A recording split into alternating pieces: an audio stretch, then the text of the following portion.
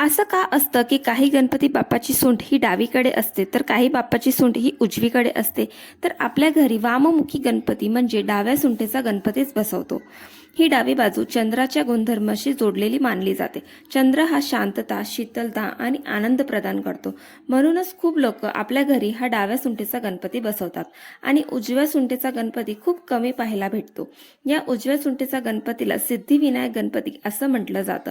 सिद्धी म्हणजे गणपती बाप्पाची एक धर्मपत्नी, जी गणपती बाप्पाच्या उजवी साईडला बसलेले आपल्याला बघायला भेटते. म्हणूनच ज्या गणपतीला सिद्धिविनायक असं म्हटलं जातं. जसं की दादरच्या सिद्धिविनायक बाप्पा. उजवी साईड ही पिंगला नाडीला दर्शवते. ज्या प्रकारे सूर्य घडवतो व नष्ट सुद्धा करतो, त्याच प्रकारे आपल्या घरी उजव्या सुंठेचा गणपती बसवला आणि त्याची पूजा योग्य पद्धतीने केली तर आपल्याला परम आनंद व सुख समृद्धी प्राप्त होते. जर याची काळजी नाही घेतली की काही उलटसुलट केलं तर याचं विपरीत सुद्धा घडू शकतं.